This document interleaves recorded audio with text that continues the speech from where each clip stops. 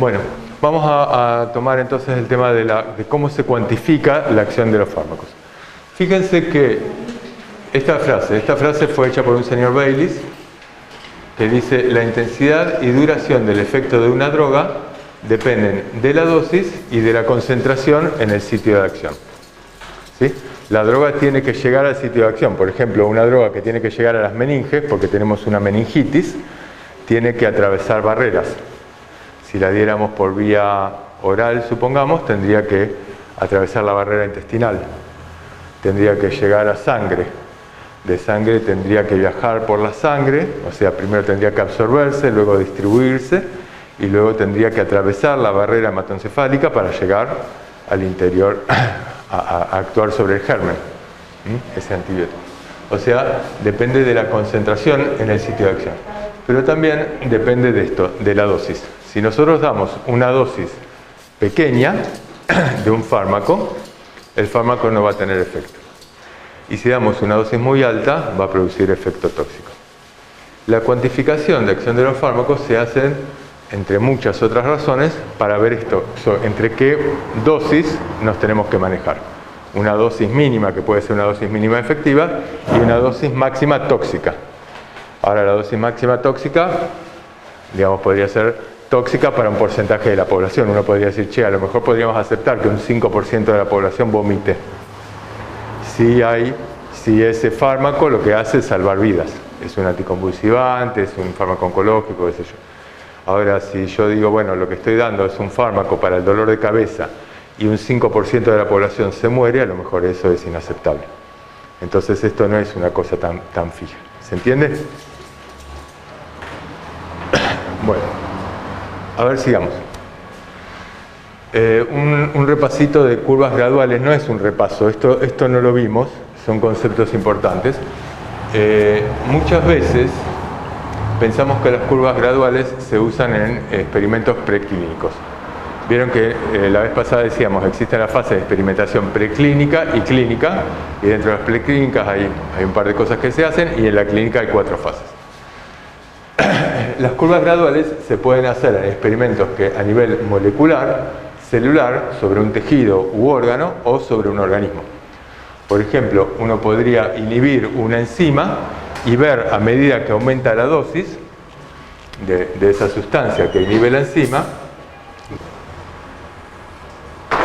uno podría dar un inhibidor de la enzima y a medida que aumenta la dosis, ver qué es lo que pasa con el metabolito, la sustancia sobre la cual actúa la enzima. Si inhibo la enzima, podría aumentar o disminuir esta sustancia, y entonces podría dar una determinada curva que a medida que aumento la dosis va a producir. Y esto, bueno, puede tener esta forma, por ejemplo, una forma vinculada con la saturación de la acción, saturación de receptores, y si es una enzima sería una ecuación muy parecida que se llama Michaelis-Menten, pero es similar a lo que estamos viendo.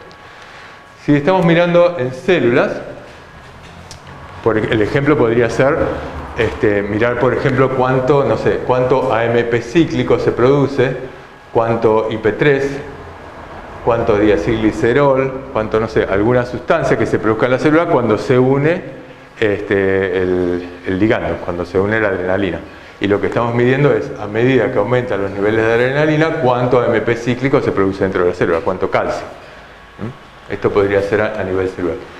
Un tejido u órgano podría ser, por ejemplo, damos un antineoplásico y tenemos un tumor en una cápsula, y vemos a medida que aumentan los niveles del antineoplásico cómo disminuye la cantidad de células en ese tumor, cómo disminuye la masa tumoral, hasta que en un momento no seguirá disminuyendo, o sí, no sé qué, dará de esta forma, pero esto sigue siendo una curva gradual. A medida que aumento gradualmente a medida que aumenta la droga, aumenta gradualmente o disminuye gradualmente un efecto.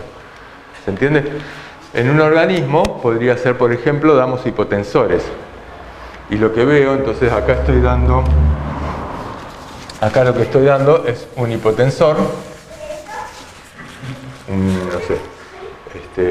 enalapril, un bloqueante cálcico, qué sé yo, una droga para bajar la presión,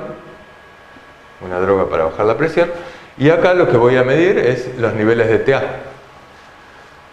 Y lo que me va a dar es, como el nivel de TA en el cual partimos es, no sé, pongamos TA sistólica, y parte de 140, y con una dosis más alta va a llegar a 120, con una dosis más alta a 110, con una dosis más alta a 90, así. Ahora, a lo mejor esto sigue bajando o a lo mejor no. Fíjense, porque acá ya no estoy actuando con un modelo tan sencillo.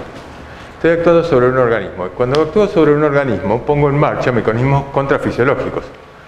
Yo le doy un bloqueante beta que bloquea el receptor beta, por lo tanto disminuye la fuerza de contracción del corazón, disminuye el volumen sistólico, disminuye, por lo tanto podría disminuir la presión arterial, pero al mismo tiempo se pone en marcha mecanismos de renina, angiotensina, aldosterona, porque el cuerpo detecta esa disminución de presión arterial y entonces esa puesta en marcha contrarregula, ¿se entiende? Entonces, en primer lugar, digamos, lo que va a variar entre un nivel y otro son los endpoints que estoy midiendo, son completamente distintos. Y por otro lado, los efectos globales, a medida que aumento en complejidad un organismo mucho más complejo que lo que ocurre a nivel enzimático, ya no voy a estar mirando el resultado de esa acción, estoy mirando el resultado de esa acción y el resultado global, digamos, y la contrarregulación que se produce. Con lo cual la cuestión se complejiza. Pero digo, estas curvas graduales, en todos estos casos lo que tienen en común es que yo lo que hice fue actuar sobre un solo individuo biológico, podía ser una célula, podía ser un tejido, una masa de tejido, podía ser un individuo, y le fui dando cantidades crecientes de la droga. Y fui viendo, un día le di una cantidad, otro día otra, otro día mayor cantidad, y fui viendo qué efecto le producía, bajar la presión. Y esto lo repito en otros individuos y luego saco el promedio, qué sé yo, esta era la curva promedio. Pero básicamente lo podía hacer con un solo individuo, ¿se entiende? ¿Alguien no entiende esto? ¿Estamos bien? Ok, sí. Lo que yo podía obtener entonces de una curva dosis-efecto gradual va a ser, digamos, a medida que aumento la dosis, y voy a tener esta forma y voy a poder ver el efecto máximo y también voy a poder decir, bueno, si este es el efecto máximo, me fijo a la mitad de ese efecto máximo, a qué dosis lo consigo, y esa es la dosis, la concentración efectiva 50 o la dosis efectiva 50. Depende de qué esté hablando, porque si se lo di a un individuo que tome el antihipertensivo es una dosis. Y si se lo puse dentro del frasquito es una concentración. Sigamos. Si esto lo pasaba a logaritmos, me daba una curva semilogarítmica. Me doy cuenta que es logarítmico porque la distancia entre 1 y 10 es la misma que entre 10 y 100 o entre 100 y 1000. Y por esto digo, es una curva semilogarítmica. Y la única ventaja que tengo es que entre el 20 y el 80% del efecto máximo logro esta recta. Y esta recta se puede comparar a ver si es paralela o no con otras curvas. Sigamos. Por ejemplo, esta droga A y esta droga B probablemente ambos logran el mismo efecto máximo. Ahora, uno de los dos va a ser más potente. ¿Cuál de los dos es más potente? La droga A. Me fijo acá, esto va a ser más potente que esto. No sé si ustedes se perdieron con esto. Yo podría también agregarle a la droga A, que la estoy poniendo en cantidades crecientes, por ejemplo, para ver la frecuencia cardíaca, podría ponerle una cantidad fija de una droga B, y lo que hace esta droga B es desplazar la curva a la derecha. Y entonces lo que digo es, la droga B se une al mismo receptor que la droga A, pero es un antagonista. Y digo que es un antagonista porque las curvas, las rectas son paralelas, las pendientes son paralelas. Acá lo que tenemos entonces es, con estas mismas curvas, que son curvas graduales, podemos diferenciar un agonista parcial o un antagonista el cual di solo, no en presencia de un agonista, y me dio esta curva. Si estuviera mirando la actividad sobre receptores que tienen actividad intrínseca, podría diferenciar también la actividad de un agonista inverso. También me permite entonces ver estas interacciones que decíamos. Acá tenemos un agonista, acá tenemos un agonista que fue más un antagonista, se desplazó a la derecha, pero llegó acá, va a ser un antagonista competitivo, porque a medida que aumento las concentraciones del agonista lo voy desplazando y va a llegar al mismo techo. En cambio, Acá lo que voy a tener es, a pesar de que aumenten las concentraciones del agonista, no va a llegar al mismo techo. Entonces voy a tener un antagonista no competitivo. Bueno, algunos ejemplos para salir, porque siempre la verdad es que ahora que tomábamos final, yo preguntaba, este es un tema que no se entendía.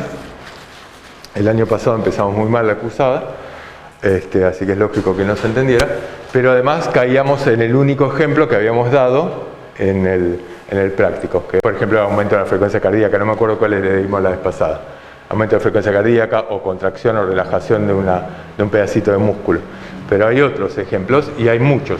Las curvas graduales se pueden usar en múltiples ejemplos. Por ejemplo, este es un estudio que fue publicado en la New England Journal en el año 97, creo, 87, en el año 87, sobre un estudio que se hizo con pacientes, con 18 pacientes con insuficiencia renal severa.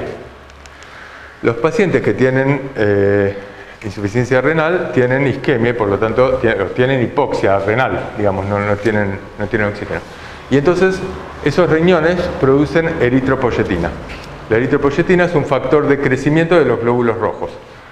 Entonces acá lo que se vio es, ¿a qué dosis hay que empezar a dar? Se pudo aislar la eritropoyetina y a qué dosis hay que darla. Y entonces con una dosis de 0, el incremento del hematocrito en estos pacientes era nada, pero a medida que aumentaban, ya con 100 unidades por kilo, el incremento era casi de un 15%. Es muy importante el incremento del hematocrito. Esto está hablando de una droga sumamente eficaz. Es una droga muy muy importante la eritropoyetina. Pero bueno, hay que ver, digamos, si uno sigue aumentando los valores de eritropoyetina, a lo mejor no consigue mejor efecto, porque llega a un techo. Entonces estamos diciendo, bueno, conviene darlo entre 100, digamos, a las personas, conviene darlo entre estos valores, entre esta dosis y esta dosis, por ejemplo. ¿Sí? Esto lo tenemos que vincular con los efectos adversos. Otro ejemplo, lidocaína, curvas graduales, dosis-efectos, en los cuales veo la lidocaína. Acá lo que estamos viendo es, se le pregunta a las personas, se le inyecta a un grupo de personas, por ejemplo, una sustancia que es irritante, que produce dolor. Y se le inyectó lidocaína endovenosa. Y entonces se le preguntó, esto fue escrita, el trabajo fue difundido en una revista de anestesiología en el año 96. Lo que se hizo fue preguntarles a las personas, a medida que le daban mayor cantidad de lidocaína, le preguntaban cuánto dolor sentían. A medida que se acercan al 0, sienten menos dolor. Esto se les pregunta con una escala de dolor. Se les dice, si tenés mucho dolor, señalás esto, si tenés poquito dolor, esto, y si no tenés nada, señalás esto. Y las personas, entonces, a medida que va aumentando la dosis de lidocaína, lo que veían era que aumentaba el score, que mejoraba el score. ¿Está bien? Esta es otra forma. Les hago una pregunta. El experimento anterior con la eritropoyetina o ¿en qué fase de investigación estamos? Piensen esto, estamos con poquitos pacientes, personas que tienen la patología, en este caso tienen dolor, en el otro caso tienen insuficiencia renal, anemia. Claro, tenían insuficiencia renal con anemia importante. ¿En qué fase de investigación estamos? ¿En la segunda fase clínica? En la segunda. Estamos en fase de investigación 2, porque es un grupo de pacientes que no es enorme, eran 18 pacientes recién. 18 pacientes, pero ya tenían la enfermedad. Y estamos probando estas cuestiones. Seguimos. Acá, este es otro ejemplo que se hace con metformina. Este es un poquito más complicado. Acá se dice, bueno, a medida, esto fue publicado en la American Journal of Medicine, esta es a medida que aumenta la dosis de metformina, ¿qué es lo que pasa con dos cuestiones? Acá estamos mirando la glucemia.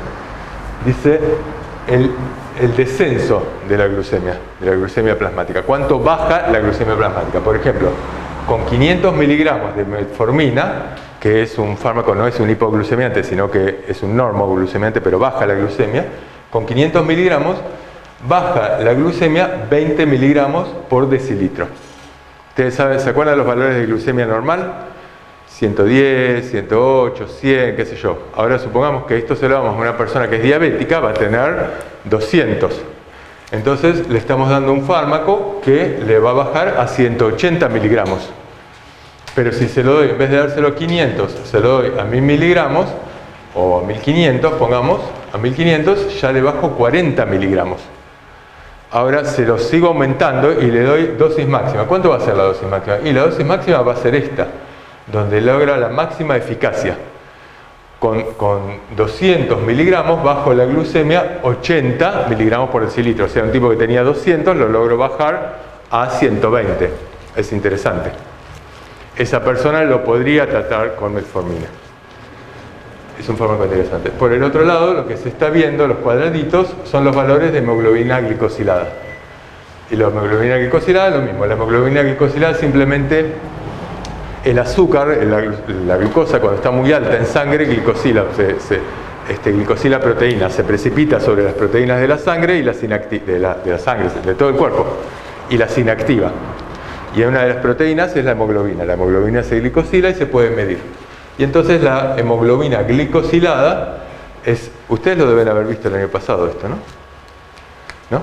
Bueno, yo tampoco lo vi hasta muy tarde, muy avanzada la carrera. La hemoglobina glicosilada es básicamente, en vez de decir glucemia, podemos decir hemoglobina glicosilada.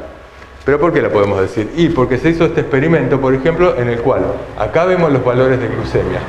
A medida que aumenta la dosis de metformina, va disminuyendo más la glucemia. Fíjense, se llega acá y luego acá.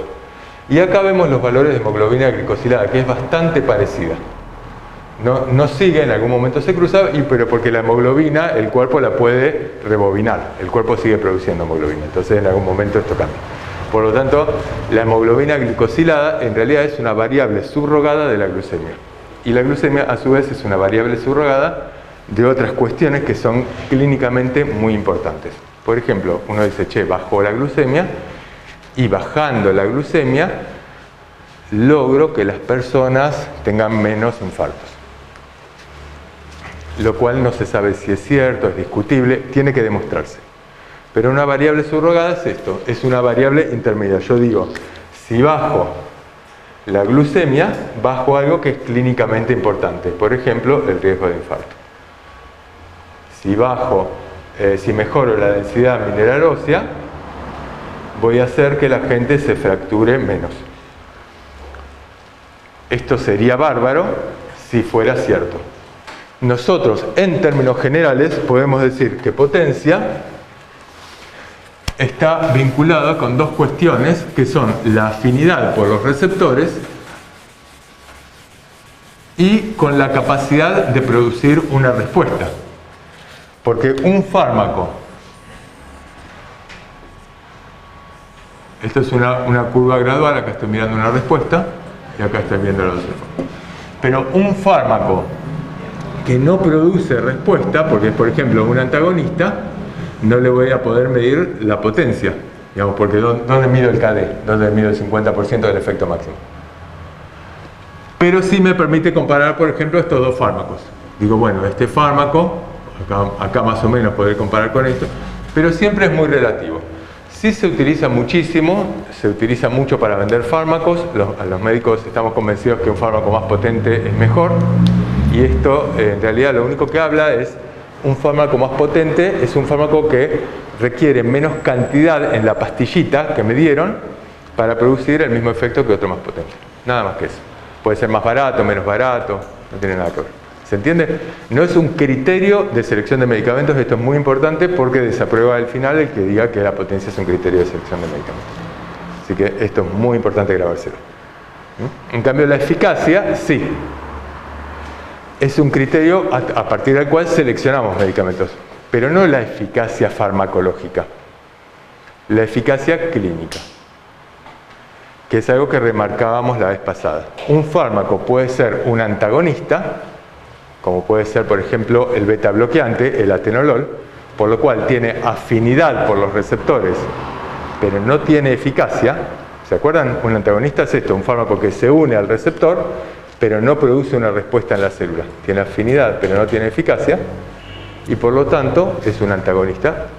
Pero un beta bloqueante, por ejemplo, para una persona que tiene insuficiencia cardíaca, es una medicación muy eficaz, porque disminuye el objetivo terapéutico que yo me puedo plantear. Por ejemplo, disminuye el riesgo de muerte de las personas que tienen insuficiencia cardíaca. Aumenta la sobrevida, mejor dicho.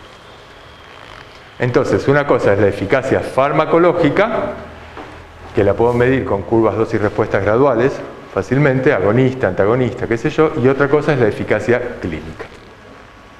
¿Puedes repetir por favor la parte? La parte de potencia. Sí. La parte de potencia es, básicamente, potencia cuando mirás un sistema simple. Potencia, ¿te acordás lo que era? Digamos, es la dosis con la cual producís el 50% del efecto máximo posible. Esto de esta manera lo podemos asimilar.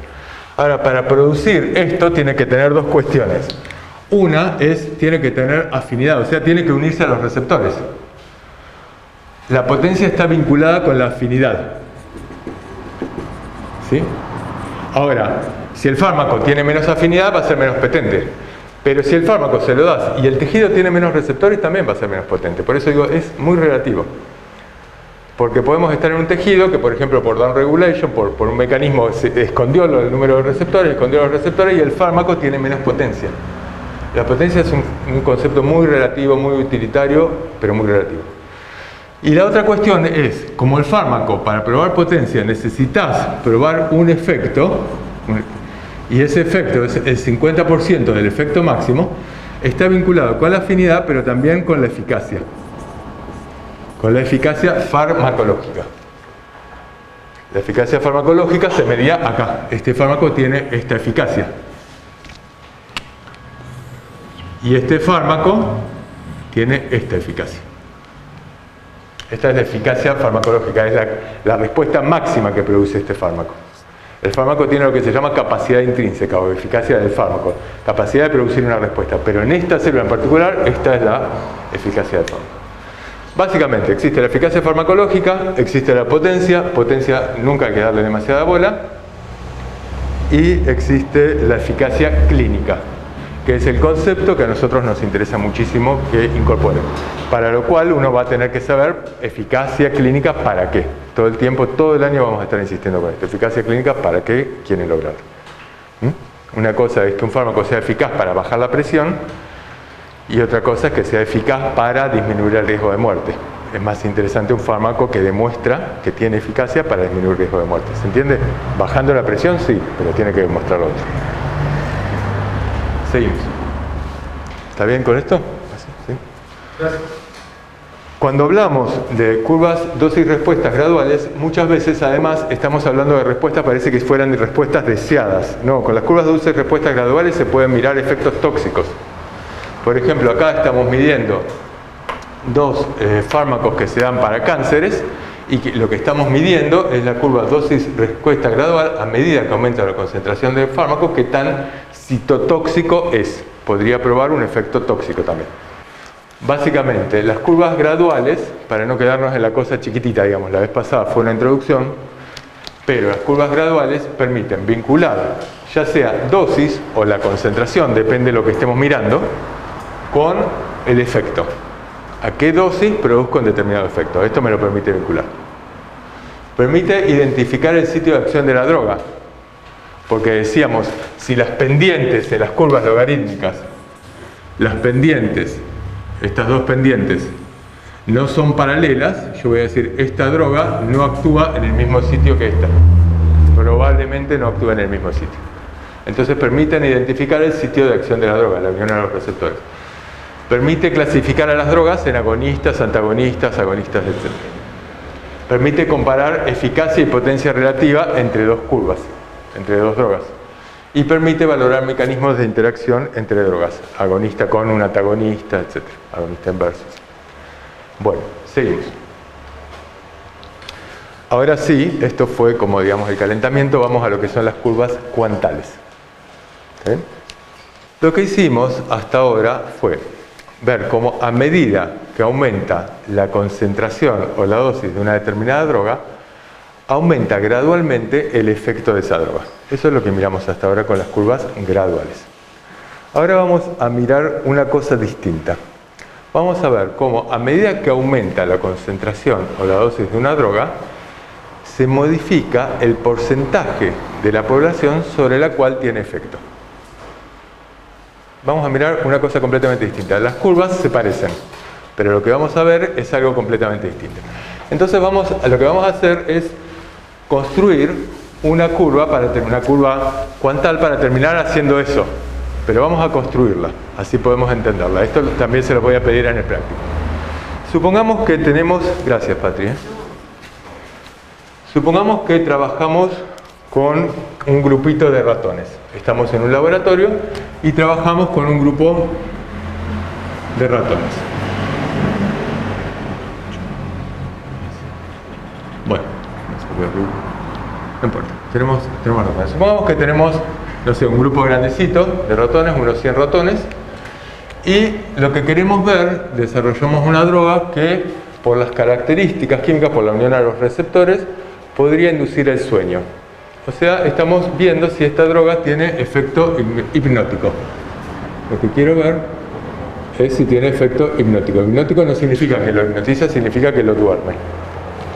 Entonces, lo que vamos a hacer es un experimento en el cual todos los días les vamos a poner dosis crecientes a estos ratones de la droga. Entonces, en el día 1 le vamos a poner 10 miligramos, en el día 2 le ponemos 20, en el día 3 30, 40, 50, 60, 80, 90 miligramos. Voy poniendo dosis crecientes y voy a ver cuántos ratones se van durmiendo. Entonces acá estoy viendo el efecto. El efecto acá en este caso es hipnosis. Entonces con 10 miligramos, supongamos con 0 miligramos tenía 0 ratón afectado. Le pongo 10 miligramos, le inyecto 10 miligramos a los 100 ratones. ¿Se entiende bien el experimento? Y voy a tener 4 ratones que se durmieron. Le pongo 20 miligramos y voy a tener 8 más. Le pongo 30 miligramos y voy a tener 20. Con 40 miligramos voy a tener 30. Con 50 miligramos, ¿cuánto voy a tener? Tírenme ustedes. Supongamos que la cantidad total sea más o menos 100. Acá lo voy a poner así se me hace fácil de cuenta. 4, 6, 20, acá tengo 10, 40, 70. 45. Fíjense, acá podría tener 45. No, porque yo tengo 100 ratones. Y yo lo que estoy viendo es cuántos ratones se duermen, pero sin contar los que ya se durmieron. Entonces yo tengo acá, con 10 miligramos se duermen 4, con 20 se duermen 6, con 30 20. Ahora, si pusiera acá 45 tendría más de 100. Profe, ¿estos ratones que ya durmieron los saca del estudio? Los saco del estudio. Yo digo, che, este ratoncito es un tiernazo y se duerme con dosis muy bajitas. Es como el que toma alcohol en dosis muy bajas, se toma un vasito y se duerme. Listo, este lo saco del estudio. Ya sé que con 10 miligramos se durmió. Estos 6 se duermen pero necesitan un poquito más. Estos 30 se duermen un poquito más. En general, digamos, más dosis se duerme mayor cantidad. Ahora, acá la mayoría ya está dormido. Le saco esto. Y entonces se dormirán algunos más. Se dormirán, qué sé yo, 15 más. Y acá se dormirán, acá tengo 10, ¿cuánto dijimos? 75. Acá tendré 10, 85. Acá tendré 5. Y acá tendré 4. Y acá tendré 1. Y ahí tengo los 100 ratones dormidos. ¿Me siguen bien? No hay problema con esto. Entonces, esto es lo que produzco con la hipnosis. Esta es una manera de verlo. Y esto, en vez de decirlo así, podría hacer esta frecuencia la podría hacer acumulada. Entonces, digo, bueno, acá lo que estoy mirando es cuántos ratones, no estoy mirando qué tan gradualmente se duermen, sino cuántos ratones están afectados. Y acá lo que hago es lo mismo, es hipnosis de la droga, pero con una curva de frecuencia acumulada. Y entonces acá voy a tener 0 con esta dosis de 0 miligramos, voy a tener 0 ratones dormidos. Con 10 miligramos voy a tener 4. Con 20 miligramos, ¿cuánto voy a tener? acumulo lo anterior. ¿Cuánto voy a tener? 10. Voy a tener 4 más 6, o sea, voy a tener 10. Con 30 miligramos voy a tener estos 10 más los 20 que se duermen ahora. Entonces voy a tener 30 ratones dormidos. Con 40 miligramos voy a tener 30 más estos 30, 60. Luego con estos 50 tendré 75, luego tendré 85, 90, 94, 95, bueno, y acá sigo para abajo. ¿Está bien? Si yo hiciera en una curva dosis-respuesta, lo que pongo es acá dosis, y acá pongo esto, pongo el número de individuos afectados. O sea, número de individuos en los cuales se produce el efecto. No pongo efecto gradual. Digo, che, ¿cuántos ratones tengo? Y entonces digo, bueno, acá tengo 0. Vamos a hacerlo así. 10, 20, 30, 40, 50, 60, etc. Y con 0 tenía 0. Acá tengo la dosis. Con 10 miligramos voy a tener 4. Con 20 miligramos voy a mirar esta columna. Con 20 miligramos voy a tener 6. Con 30 miligramos ya tendré 20. Con 40 miligramos tendré 30. Con 50, 15. Con 60, 10. Y con 75. Luego 4 y luego 1. Y si yo uno esta curva, lo que voy a tener entonces es esta forma. Una curva que básicamente es gaussiana, que es como responden en general las poblaciones, porque hay individuos que son muy sensibles, individuos muy poco sensibles, y el promedio, que responden con dosis medias. Esto es lo que tengo. Las curvas gaussianas son formas de distribución de la población normales. Cuando nosotros tomamos examen, a fin de año, hay un grupo de estudiantes que es brillante, hayamos dado bien o no la materia, aprueban. Un grupo de estudiantes que es malo, la demos bien o mal, probablemente van a desaprobar porque les cuesta mucho. Y el promedio, que dependerá de cómo estemos dando la materia, de cómo se haya dado. Es decir, bueno, las distribuciones son gaussianas en la población. Ahora, esto mismo yo lo podría reflejar con esta curva. Fíjense, tengo, a ver si tengo, con 0 miligramos, ayúdenme a hacerlo, 0 miligramos, acá tengo 0, con 10 miligramos tengo 4, hasta acá se superponen, con 20 miligramos tengo 10, ya no tengo 6, tengo un poquito más, tengo 10, con 30 miligramos tengo 30, con 40 miligramos tendré 60, con 50, 75, voy a estar por acá arriba, con 70, 85, así, con 90, me estoy reperdiendo. No, 60, 85, 70, 90.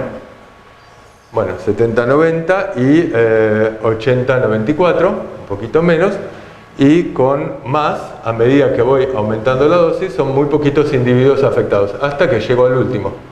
Y el último, digamos, ya no me aumenta, por más que sigo aumentando la dosis, ya están los 100 individuos dormidos, entonces voy a tener siempre lo mismo.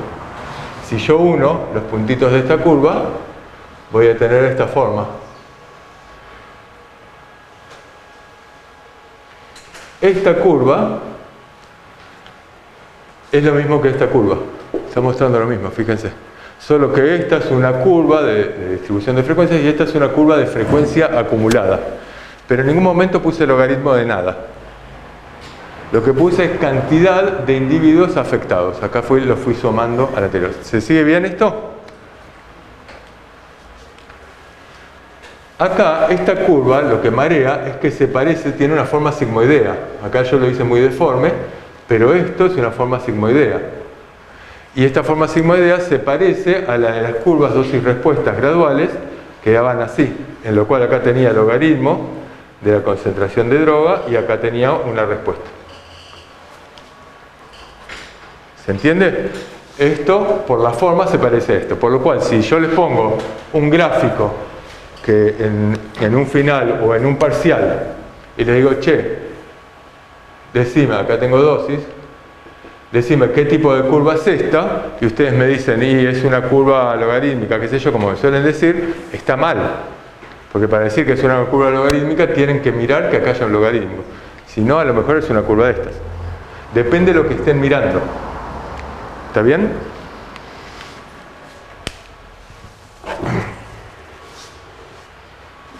Vamos a borrar esto para no hacer tanto quilombo. También podría pensar que este fármaco que hace dormir a los ratones, por ejemplo, porque hace que entre GABA a las células o hace que entre cloro, aumenta la entrada de cloro a las células del sistema nervioso, por lo cual los hace dormir, pero a lo mejor podría ser que entre demasiado cloro y algunos ratones se mueran. Y entonces te puedo mirar lo que se llama el efecto, este es el efecto deseado, lo que estuvimos mirando hasta acá es el efecto deseado de la droga, pero también tiene efecto adverso, y el efecto adverso podría ser muerte. Y entonces yo podría decir, con 0 miligramos no se murió ningún ratón, con 4 miligramos apenas se te durmieron 4, no se murió nadie, con 6 miligramos, con 20 miligramos se te durmieron en total 10 y acá no se murió nadie. Con 30 miligramos se durmieron 30, pero se murió uno. Con 40 miligramos se durmieron 60, pero se murieron 5. Con 50 miligramos se durmieron 75, pero hay 15 ratones muertos. Y así, y voy aumentando, de la misma manera que aumenté acá. Si yo construyese esta nueva curva, lo que me daría, y lo hiciese de la misma manera que la anterior, me daría, y con 0, 0, con 10 miligramos, 0, con 20 miligramos, 0, pero con 30 miligramos le tendría que poner un 1, con 40 miligramos le tendría que poner un 5, con 50 miligramos le tendría que poner un 15, qué sé yo, me daría una curva que tendría esta forma. Si estas dos curvas, si esta primera, ¿me siguieron bien cómo se construyó? Igual que la otra, nada más que estoy mirando otra cosa, muerte. El efecto adverso. Si esta curva y esta curva se superponen, por ejemplo, con esta curva, yo digo, mira, acá con esta dosis, se me duerme, podría mirarlo acá, digamos, podría construir, vamos a hacer esto mismo. Esta segunda curva también la podría construir con una curva de frecuencia acumulada. Podría hacer exactamente lo mismo que hice recién, muerte, y pongo 0, 0, 0, 1, 6, 21, etc. Y construyo la curva de frecuencia acumulada de muerte, del efecto tóxico, del efecto adverso, de letalidad, de lo que sea. Y entonces me va a dar esta otra curva, que a lo mejor esta otra curva empieza acá. Tenía 0, 0, 0 y empezó acá. Está acá y me dio así.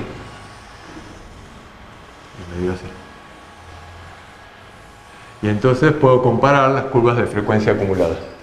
La curva de frecuencia acumulada con la cual produzco el efecto deseable y la curva de frecuencia acumulada con la cual produzco el efecto tóxico.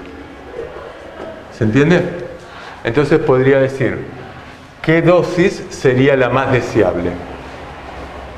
La dosis más deseable de esta droga sería aquella con la cual logro el efecto terapéutico en la máxima cantidad de individuos. Logro que se duerman, va a ser muy eficaz y logro el efecto terapéutico en la máxima cantidad de individuos. Por ejemplo, podría mirar qué pasa en el 99% de los individuos. Y digo, che, con esta dosis, porque acá llegó al 99, acá llegaba al 100. Con esta dosis con la cual afecto al 99% de los individuos, esta es la dosis efectiva para el 99%. Es la dosis efectiva 99. ¿Se entiende? Pero además quisiera que esta droga, además de alcanzar eficacia en el máximo porcentaje de la población posible, alcanzase efecto tóxico en el menor porcentaje de la población posible. Entonces, esta droga sería interesante si yo pudiese decir, bueno, acá produzco efecto terapéutico en el 99% de la población, pero con esto ya estoy produciendo efecto tóxico en un porcentaje, porque ya estoy acá, de esta curva, ya estoy produciendo efecto tóxico en, no sé, un 30% de la población. O sea, está bárbaro. Se duermen en el 99%, pero maté a 30%. Entonces lo interesante sería conseguir una relación entre el efecto, entre la dosis efectiva en el 99% de la población con la dosis tóxica en el 1% de la población. Vincular la dosis efectiva con la dosis tóxica 1. ¿Hasta acá me siguen? Acá, fíjense, salimos del quilombo de ahí. Con esto, por ejemplo, esto lo que estoy mirando es respuesta. Acá lo que construí fueron curvas cuantales que son de frecuencia acumulada. No tienen nada que ver con las curvas graduales. Y lo que estoy viendo, entonces, es con esta dosis produzco efecto en el 99% de la población. Con esta dosis produzco efecto tóxico en el 1% de la población. ¿Está bien? Y lo que voy a vincular esto es con ciertas fórmulas que se llaman, ahora las vamos a mirar, el índice terapéutico 99, por ejemplo, en este caso. También se podrían vincular la dosis con la cual produzco efecto terapéutico en el 50% de la población, este es el efecto máximo, este va a ser el 50%, con esta dosis logro efecto en el 50% de la población, con la dosis con la cual produzco toxicidad en el 50% de la población. Esta es otra manera de vincularla. La forma en que se vinculan estas dosis es la siguiente. A ver si está ahí porque...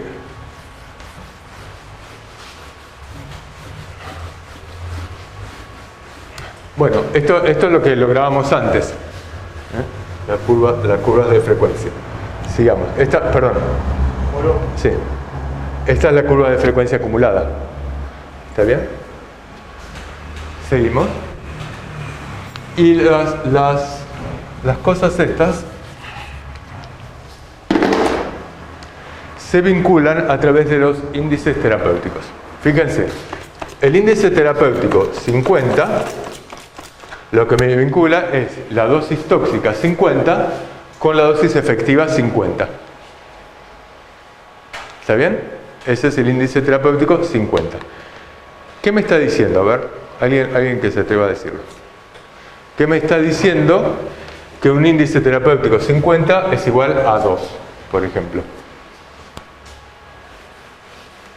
Pueden equivocarse, no hay ningún problema. Todo tuyo. No sé, puede ser que con dos dosis ponele tenga una toxicidad del 90% que el efecto con dos dosis no, acá no me dice la cantidad de dosis. Acá lo que me dice es, acá tengo la dosis con la cual produzco muerte en el 50% de los ratones. Y acá tengo la dosis con la cual produzco efecto en el 50% de los ratones. Aí poderia ser que a dosis que causa intoxicação é maior do que a dosis que é mais que o doble que a dosis que terapêutica? ¿Más del doble? No, el doble. Sí. Porque, por ejemplo, para que tengas un 2 acá, no sé, podrías tener un 10 arriba y un 5 abajo. Podrías tener un 20 arriba y un 10 abajo. Podrías tener un 100 arriba y un 50 abajo, pero siempre va a ser el doble. O sea, la única manera que ahí te dé 2 es que el numerador sea el doble del denominador, no hay otra manera. Y el numerador lo que te está diciendo es, con esta dosis produzco intoxicación en el 50% de los ratones. Y el denominador, entonces ¿qué me está diciendo 2? 2 es, si duplico la dosis con la cual produzco efecto en el 50% de los ratones, voy a matar al 50% de los ratones. Eso es lo que me está diciendo. Seguimos con lo siguiente. Esto esto se llama así en inglés, no importa, nosotros lo llamamos habitualmente, hay otras maneras de llamarlo, pero lo llamamos índice terapéutico 99. Decíamos, che, es más interesante que vincular la dosis con la cual matás al 50% de los ratones. En realidad uno querría dar la dosis con la cual producís efectividad eficaz para el 99% de la población y con la cual solo intoxicás al 1%. Y esto se llama índice terapéutico 99, vincula la dosis tóxica 1 arriba con la dosis efectiva 99 abajo.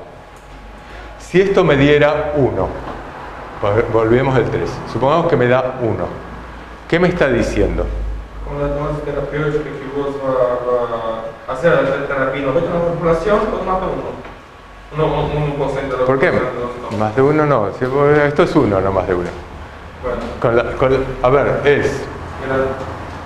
La dosis 99% terapéutica es la misma cantidad que la dosis tóxica 1. ¿Correcto? A la misma dosis, por ejemplo, yo le doy, no sé, 300 miligramos de una sustancia. Con esos 300 miligramos produzco efecto en el 99% de la población. Hago que el 99% de los ratones o de las personas o de lo que sea se duerman. Pero uno se me va a morir. Con esa misma dosis, porque el numerador y el denominador son iguales. La única manera que me dé 1 es que el numerador y el denominador sean iguales. Si me da 1.3, lo que me está diciendo es que esto es un 30% mayor. Un tercio mayor, 1.3. Si fuera 1 sería igual. Si fuera 2 sería el doble, pero acá no es el doble. La dosis es 1.3, es un 30% mayor. Este 30% lo puedo mirar, en vez de mirarlo así, lo miro con lo que se llama margen de seguridad. El margen de seguridad me muestra exactamente lo mismo que el índice terapéutico 99. Era dosis tóxica 1 sobre dosis efectiva 99. ¿Correcto? El margen de seguridad es dosis tóxica 1 menos dosis efectiva 99 sobre dosis efectiva 99. Y esto se multiplica por 100. Quien sea un poquitito avispado en matemática, no es mi caso, podría sin embargo relacionar esto. Esto, dosis tóxica 1 sobre dosis efectiva 99, ¿qué es? Este es el índice terapéutico 99. Y si yo pongo dosis efectiva 99 sobre dosis efectiva 99, ¿qué me va a dar? 1. Entonces, índice terapéutico 99 menos 1, porque esto es 1. Lo de arriba y lo de abajo es lo mismo, lo puedo tachar, me da 1. ¿Está bien? Entonces, si esto lo multiplico por 100, esto es lo mismo, margen de seguridad. Esto no figura así en los libros, pero la verdad es que es lo mismo. Fíjense, es índice terapéutico 99 menos 1 por 100. Por lo tanto, si yo digo, che, tengo un índice terapéutico 99 de 2, el índice terapéutico 99 es de 2. ¿Qué me estaba diciendo? Recuérdenme esto, ¿qué me decía un índice terapéutico 99 igual a 2? Era que la dosis terapéutica era... La dosis efectiva para... Sí, era la mitad de la dosis tóxica. No, doble de la dosis tóxica. No, mitad. La mitad. Pero la dosis efectiva para qué porcentaje? Tenés que completar la dosis efectiva para... Porque yo acá podría poner dosis tóxica 20 y dosis efectiva 80. Esto también es un índice terapéutico. Yo estoy poniendo el 99 porque es el que más me conviene para asegurarme un margen de seguridad. Pero yo si dijera esto diría, che, la dosis, si esto me diera 2, quiere decir que la dosis con la cual, si duplico la dosis con la cual produzco efecto en el 80% de la población, voy a intoxicar al 20%. Si fuera el 3, es si la triplico. Ahora, si el índice terapéutico es igual a 2, índice terapéutico 2 menos 1, menos 1, va a ser 1, por 100 es igual al 100%. El margen de seguridad es un porcentaje. Y lo que me está diciendo es, si aumento el 100% la dosis efectiva 99, produzco toxicidad en el 1% de la población. O sea, me está diciendo lo mismo. El índice terapéutico me dice, si duplico la dosis, produzco tal cosa, y el margen de seguridad me dice, aumento el 100%. Aumentar el 100% es lo mismo que duplicar. ¿Está bien? Esto, fíjense, el mismo ejemplo con la cual antes hacía una curva gradual, que era la de lidocaína, que fue en la revista esta de anestesiología, la misma revista traía este ejemplo. Entonces, antes lo que estaban mirando era cuánta analgesia iba logrando en cada persona a medida que aumentaba la dosis. Y acá estoy mirando otra cosa, como esto es una escala gradual, yo lo que le estoy preguntando ahora no es cuánta analgesia lográs. Le digo, ¿te duele o no te duele? Nada más, o sea, convierto una escala gradual en una escala en un sí o no. Porque antes era fácil, el ratón estaba dormido o despierto, está muerto o está vivo. Pero ahora que estoy mirando una escala gradual, tengo que decir, ¿te duele o no te duele? Si te duele, contestame que sí. Si el 40% me dice que sí, y con esta dosis produzco un 40% en la población. Hay un 40% de la población que logró que sí. ¿Me entienden? Las escalas graduales deben convertirse al sí o a no, blanco o negro. Estoy probando si el fármaco es efectivo para bajar la presión arterial. Lo que digo es, pongo un punto límite y digo, si este fármaco baja la presión arterial por debajo de 130, digo que sí, digo que fue efectivo. Y si no logra esto, aunque haya logrado bajar la presión arterial a 131, digo no es efectivo. ¿Se entiende? Pongo un punto límite. Y acá entonces están haciendo una curva dosis-respuesta cuantal sobre el efecto de la lidocaína sobre el dolor. Seguimos. ¿Seguimos? Esto tiene efectos muy importantes en la terapéutica. Fíjense, la mayoría de los fármacos que se largan al mercado en dosis cualquiera. Esas dosis se van probando, pero fíjense, por ejemplo, el atenolol se utiliza actualmente entre 50 y 100 miligramos. Habitualmente se empieza con 25, porque a lo mejor con 25 ya tiene efecto. Pero a medida que pasa el tiempo, se van afinando, se siguen haciendo este tipo de estudios, y lo que se descubre es que la dosis inicial con la cual se utilizó durante un montón de tiempo, o sea, hasta 2000 miligramos, era una barrabasada. Porque el atenolol, el efecto buscado, es bajar la frecuencia cardíaca, es bajar el riesgo de infarto, digamos, lo que sea, pero como efecto adverso puede ser la bradicardia. Y si la bradicardia es muy profunda, puede llevar al bloqueo y también a la muerte. Y entonces, digamos, tiene un rango terapéutico en el cual tiene que moverse.